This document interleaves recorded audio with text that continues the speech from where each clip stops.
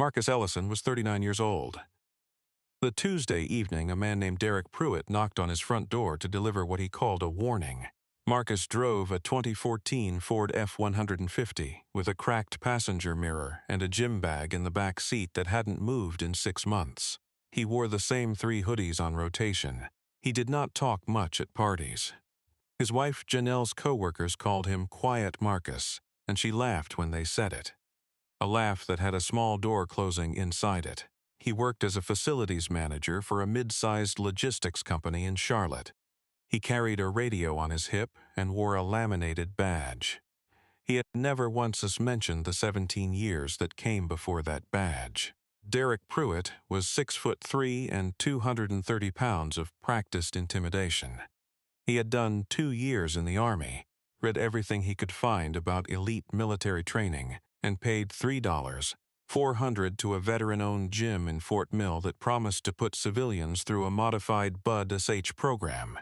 He had told Janelle, apparently told others, that he had trained with Navy SEALs. He knocked on Marcus's door with the particular confidence of a man who has never been wrong about himself. Marcus opened the door and looked at him. He recognized Derek Pruitt in 1.8 seconds. He did not say that. He said nothing at all for a moment that Derek later described to a friend as the strangest silence he had ever stood inside. What Derek Pruitt did not know, what Janelle had never thought to ask about, not once in 11 years of marriage, was who Marcus Ellison had been before Charlotte, before the Ford, before the badge, before the quiet. He was about to find out. Before we jump into the story, comment where in the world you are watching from and subscribe because tomorrow's story is one you need to hear. The morning of that Tuesday had started the way most of Marcus's mornings started. 5:45, dark outside. He was at the kitchen table with both hands around a mug of black coffee, watching the backyard through the window he had reframed himself 3 summers ago. The window was wider than the original. Taken the wall apart down to the studs, reinforced the header, and reset everything plumb and true. It had taken a weekend. Janelle had stayed at her sister's. The deck beyond the glass was his, too. He had laid every board by hand, running the pattern on a diagonal, because he had seen it done that way in a photograph, and liked the way it moved the eye. The wood was treated pine he had sealed twice, and he had set the post bases in concrete he mixed himself in a rented drum. He knew which boards would need replacing in 2 years. He had already bought them. They were in the garage, stacked flat. His grandfather had told him once, sitting on a porch in Raleigh that smelled like cut grass and motor oil.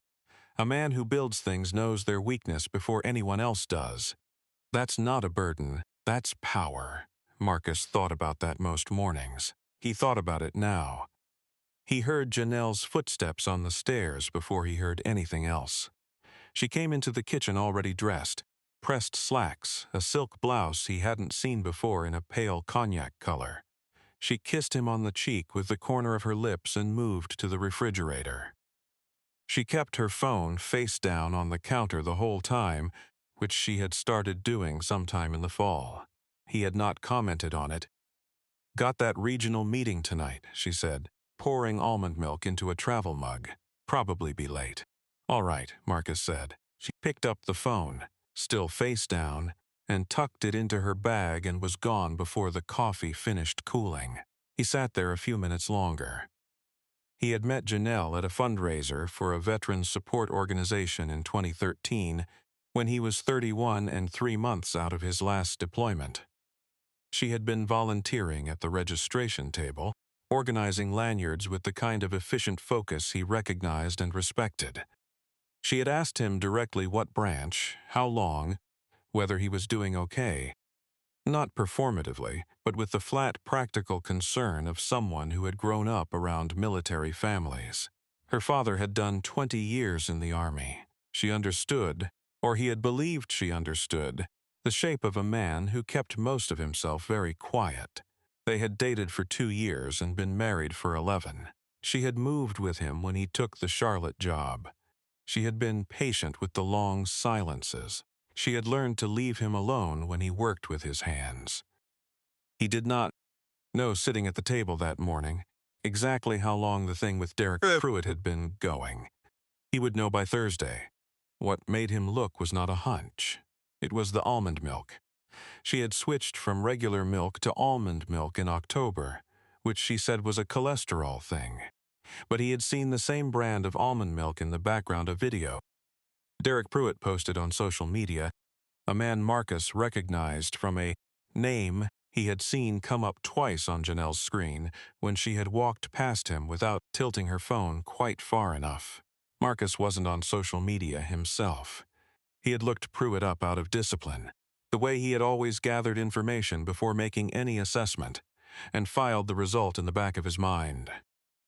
The almond milk was small, but small things were how structures failed. His second phone, matte black, registered to a number Janelle had never seen, was in the inner pocket of his jacket, where it had been every day for 11 years. Some habits did not leave. He drank the rest of his coffee and drove to work. He came home early on Thursday because a vendor had canceled a walkthrough, and there was nothing left on the schedule worth staying for. He turned onto his street at 2:17 in the afternoon and saw a silver Dodge Charger parked in front of his house. He had never seen it before. He noted the plate without stopping, drove past, circled the block, and parked 2 houses down. He sat in the truck for 6 minutes. 2:23, Janelle came out the front door. She was laughing at something, looking back over her shoulder into the house. She had changed out of her work clothes. She was wearing a yellow dress Marcus had not seen in months, one she used to wear early in their marriage. Behind her came Derek Pruitt tucking in his shirt. Marcus took 4 photographs on his phone. His hands did not shake. He watched them kiss in the driveway, not a quick kiss, a long, deliberate one, and then watched Pruitt get into the Charger and drive away. He watched Janelle go back inside.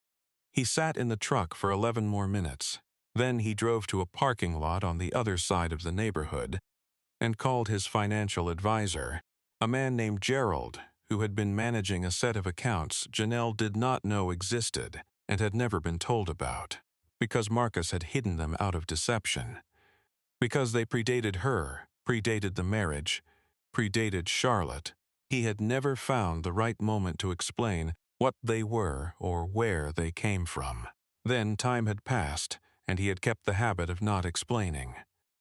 "I may need to move some things around," Marcus said. "Schedule time this week."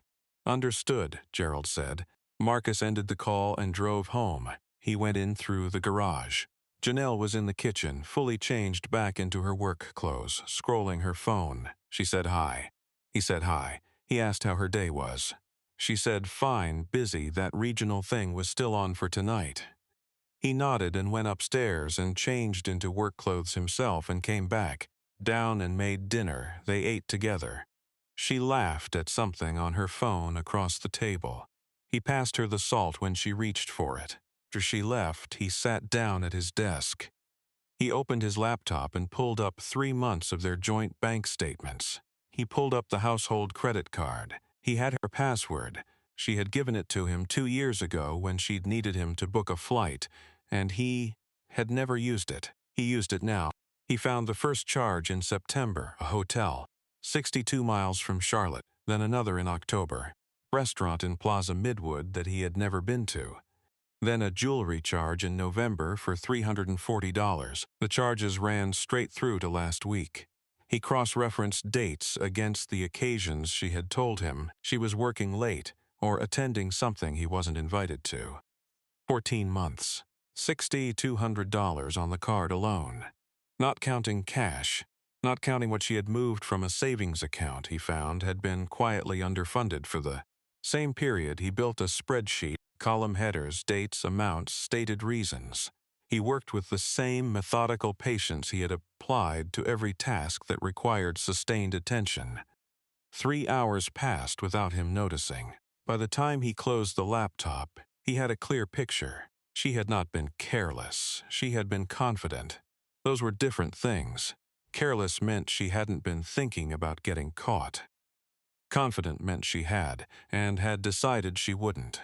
He forwarded the relevant files to a private email address. He took screenshots of the credit card history and archived them in a folder he named Structural Assessment. Then he opened a second folder and named it Derek Pruitt and put the 4 photographs from the parking lot inside it. He made a phone call. "It's Marcus," he said. "I need to come see you." Patricia Odom had been a family law attorney in Charlotte for 26 years. She had an office on Southtron in a building with no sign on the door beyond a suite number. Her waiting room had 2 chairs and no magazines.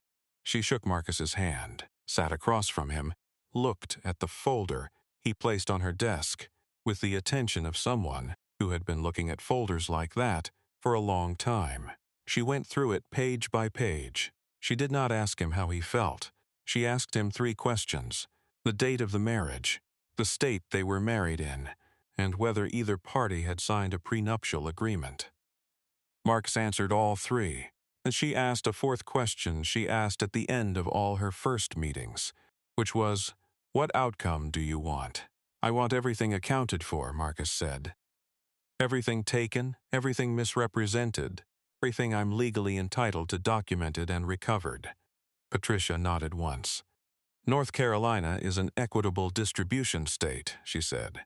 "Marital misconduct is admissible and relevant. What that means practically is that the court has discretion to adjust the equitable split based on the dissipation of marital assets. With what you have here," she tapped the folder, "and with what I expect we'll find when we pull full financials, through discovery you're well-positioned. More than well-positioned." She turned a page. "These withdrawals are structured. Below the reporting threshold, consistent interval, always on days you would have been at work. That's not impulsive. That's a plan." "How long do you think she was planning it?" "Based on the earliest transfer I'm seeing here, at least 14 months, possibly longer." She closed the folder. "I'll need you to not tip your hand, not yet. I need 60 days to build the financial picture completely before we serve anything." "I know how to wait," Marcus said. She looked at him for a moment with the specific attention of someone who had learned to read people through years of watching them fall apart in conference rooms. "I believe you," she said. He drove from her office to his Uncle Roy's house in the Noda neighborhood, a narrow craftsman bungalow Roy had owned since before Marcus was born. Roy was 67 and walked with a cane now, but sat in his kitchen with the authority of a man who had never once needed to raise his voice to. A room understand him. Roy was the reason Marcus had enlisted. Roy was the reason Marcus had stayed. Roy poured 2 glasses of sweet tea and didn't say anything until Marcus had finished laying out what he knew. He had always been that way. He listened to a thing completely before he responded, which was a quality Marcus had tried to inherit and mostly had. "How long you think she's been unhappy?" Roy asked. "I don't know," Marcus said. "That's not the part I'm focused on." Roy nodded slowly. He had the look of a man assembling something internally. "Who's the man?" "Name's Derek Pruitt. Goes to a gym over in Fort Mill. Tells people he trained with SEALs." Roy was quiet for a long time. Long enough that the refrigerator cycled on and off. Then, "Does he know you?" "No." "Does he know anything about you?" "No." Roy drank his tea. The afternoon light was coming in sideways through the kitchen window and falling across the table between them. Roy had repaired that table himself 3 times over the years, and it showed. The grain ran at a slight angle in the center panel where he'd replaced the damaged section with a different board. But it held. Everything Roy ever fixed held. "Then you're all right," he said. "What your granddaddy told you still holds. A man who builds something knows its weakness before anyone else does." He set the glass down. "She built something with you, and she doesn't know what she built on top of." He looked at Marcus steadily. "You've been patient for 11 years. You can be patient for 60 more days. That's what Patricia said. Smart woman." Roy picked up his glass again. "Some things you don't say until the time is exactly right. And then you say them once clearly, and you don't say them again. You understand me?" Marcus understood him. He drove home. He spent the following week continuing to go to work, make dinner, watch television, sleep beside his wife. He was not performing. He was measuring. Every day she did not suspect anything was a day of additional documentation. He noted 2 more charges on the credit card. He noted that Pruitt had called twice on Wednesday, short calls, that Janelle had taken both calls in the bathroom. He noted that she had bought new luggage, carry-on size, expensive, the tag still on it in the closet, and had not mentioned a trip. Gerald called on Friday with the full picture. Janelle had no access to the secondary accounts, which contained $340,000 accumulated over 17 years. The joint accounts had been reduced to a combined balance of $18,400, down from $31,000 8 months ago. The withdrawals were structured below reporting thresholds. She had been meticulous. She had also been patient, in a way that told Marcus this had not begun with Derek Pruitt. He thanked Gerald and told him to begin the process of insulating the secondary accounts from any claim. Gerald said he had already started. Real power, Marcus thought, operated in quiet rooms. There was one more thing which Patricia's paralegal had surfaced midweek. Derek Pruitt had been through a prior divorce in Mecklenburg County 4 years ago. His ex-wife had filed an order of protection. The case had been dismissed, but the filing was public record. There had also been a civil judgment against him for $14,800 in unpaid rent to a property management company. He was currently $6,600 behind on a lease for an apartment in Steel Creek. His car was financed with 2 missed payments. The picture of Derek Pruitt that emerged from public records was a man performing a version of self that did not correspond to any underlying reality. A man whose confidence was entirely borrowed. Marcus thought about the gym in Fort Mill, the modified Bud SH program, the $3,400. He thought about what that money bought and what it didn't. He thought about Kyle Denton, who was now Chief Denton and who ran the civilian training program and who had called Marcus twice in the past 3 years just to talk. The way men who had been through something together called each other, not because they needed anything, but because the connection meant something, and they both knew it. He thought about what it had taken to earn that connection. The sleep deprivation, the cold water, the specific moment in the second phase of Bud when the human body's logic told you to stop, and the only counter-argument available was the one you built inside yourself, alone when no one else could help you. Derek Pruitt had paid $3,400 for a simulation of that. Some things could not be purchased.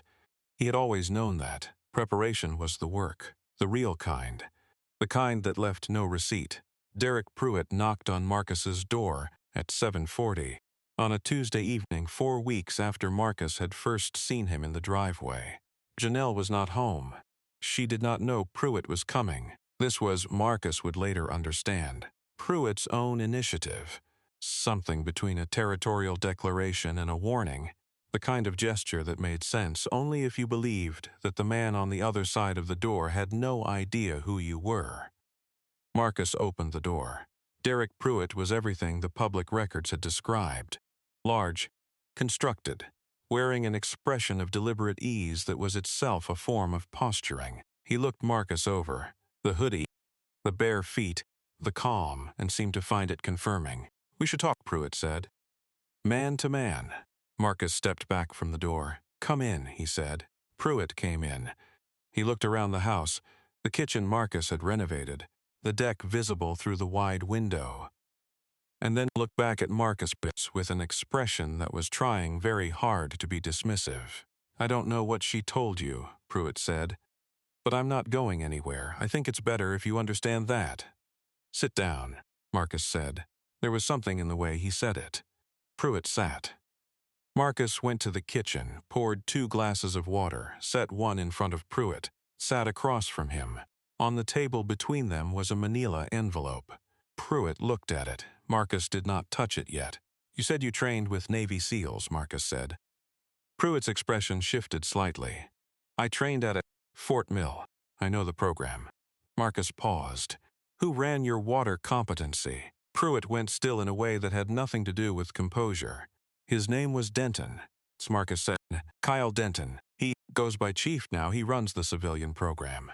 A pause. He learned his water competency evaluation from me. I designed it. I ran it on him in 2004 during his second Buddits phase when he was going to quit. I talked him through the part where you decide whether you're going to make it or not.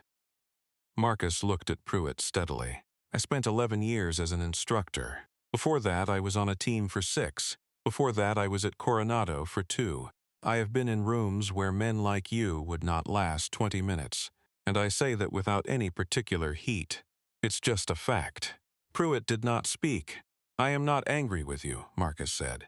I want to be clear about that. Anger is a form of urgency, and I don't feel any urgency about you.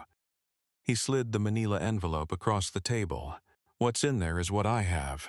Bank records, photographs, a conversation Patricia Odom will be having with your attorney. You'll want to get one. About your involvement in an asset dissipation scheme, which is a specific legal term in North Carolina that carries specific legal consequences. Pruitt opened the envelope. He looked at the first page, then the second. The missed payments, Marcus said quietly. The judgment in Mecklenburg, the prior protection order. These are things a court sees as context. Patricia will see to it that they're presented as context. He stood up. You came here thinking you were walking into a lesson. You were. It just wasn't the one you planned. Pruitt looked up. She doesn't love you, Marcus said, not unkindly. She was using you the same way she was using me. I say that so you understand the geometry of the situation. You were a tool. I don't say that to wound you. I say it because it's accurate and because you're going to want to know it before you make any further decisions. He moved to the door and opened it. Pruitt stood. He was still holding the papers. He looked at Marcus one more time. Not with the confidence he had arrived with, but with the specific expression of a man revising an entire story he has told himself, and walked out. Marcus closed the door behind him. Pick the wrong man to build against, he thought. I know how to build things that last. 9 months passed like water finding its level. Marcus was in the backyard on a Saturday in early October, pressing seedlings into a raised hadbed he had built from cedar, planking the previous spring. Tomatoes, one variety his grandfather had grown, which he had ordered from an heirloom seed catalog. The morning was cool and smelled like turned earth, and the particular cleanness that follows the first cold snap of fall. Somewhere behind the fence, a neighbor was running a leaf blower. The sound was distant and untroublesome. He heard the back door and then the sound of a second mug being set on the deck railing. Her name was Celeste. She taught structural engineering at UNC Charlotte, which was how they had met. A facilities coordination meeting in the fall semester that had turned into coffee that had turned into a conversation about load-bearing walls and what made them fail. She asked good questions. She did not perform for him. She had a daughter from a prior marriage who was 12 and who had, the previous weekend, shown Marcus a Lego bridge she had designed by herself and asked him if it would hold. He had told her it would. He had been right. Celeste sat in the chair beside him and said nothing for a while, which was one of the things he had noticed about her early. She understood that quiet was not absence. As for Janelle, Patricia had concluded the divorce in 7 months. The equitable distribution had been, Patricia's word, thorough. The asset dissipation finding had reallocated the joint account withdrawals back to Marcus with interest. Janelle had surrendered the new luggage, the credit card charges, and a portion of her own accounts equivalent to what had been documented as misappropriated. She was living in an apartment in Concord now, working an administrative position at a medical billing company. The cognac silk blouse and this yellow dress had been replaced, as far as Marcus could tell from what Roy's daughter mentioned in passing, by a smaller and quieter wardrobe. Her former network, the coworkers, the neighbors, the friends who had called Marcus boring without him correcting them, had reorganized itself around her absence.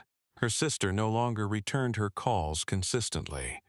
A woman from her office who had known about Pruitt and said nothing had been let go in a restructuring that Patricia had nothing to do with. Some things arranged themselves. Derek Pruitt had vacated the Steel Creek apartment before the lease ended, breaking it and surrendering the deposit. He had relocated to somewhere in South Carolina. The civil filing Marcus's attorney had prepared naming him as a co-respondent in the asset. Dissipation claim had been settled quietly, with Pruitt's signed acknowledgement that he had no further legal or financial interest in any matter related to Marcus or Janelle Ellison. The gym in Fort Mill had quietly stopped using his testimonial on their website. Marcus had not asked anyone to do that. It had simply happened.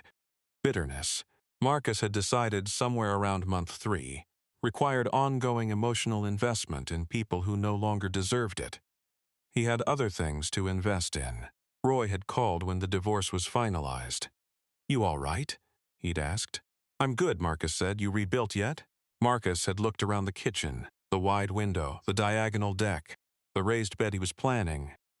"Working on it," he said. Roy had laughed, a short, real laugh, and told him that was the right answer.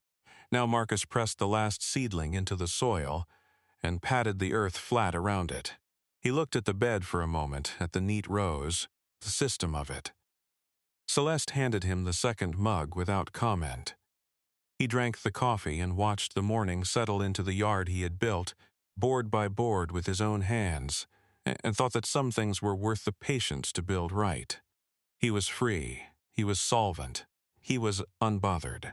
I hope you enjoyed that one. Be sure to like the video and subscribe so you don't miss the next story. Picked out 2 more for you that I think you'll really like.